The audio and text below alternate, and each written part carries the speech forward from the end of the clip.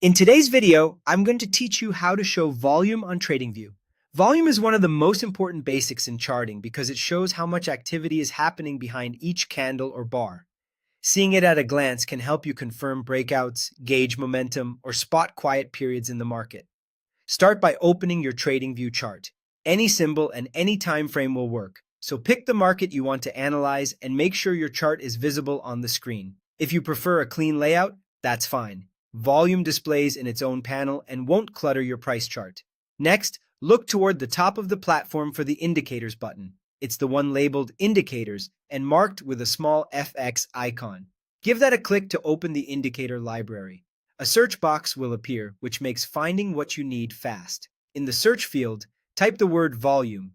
As you type, you'll see a list of results. You're looking for the built-in option simply named volume, which appears under the built-in section. Select that entry.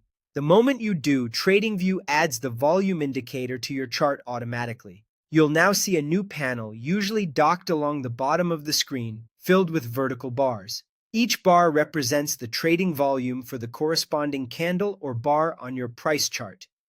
Colors typically follow your chart's theme, often green on up moves and red on down moves, helping you connect price direction with activity at a glance. The taller the bar, the higher the volume for that period. That's all there is to it. As you navigate through different symbols or time frames, the volume panel updates in real time, so you always have context on participation. If you ever switch layouts or try a new template and notice volume is missing, just repeat these same steps to bring it back. And remember, on some markets like certain Forex feeds, what you see is tick volume, which still provides a useful proxy for activity. To recap in plain terms, open your chart, tap indicators, search for volume, and choose the built-in volume option. Once it appears, you're set. Keep an eye on those bars alongside price, and you'll start spotting where the market is active and where it's quiet. Thanks for watching, and I'll see you in the next lesson.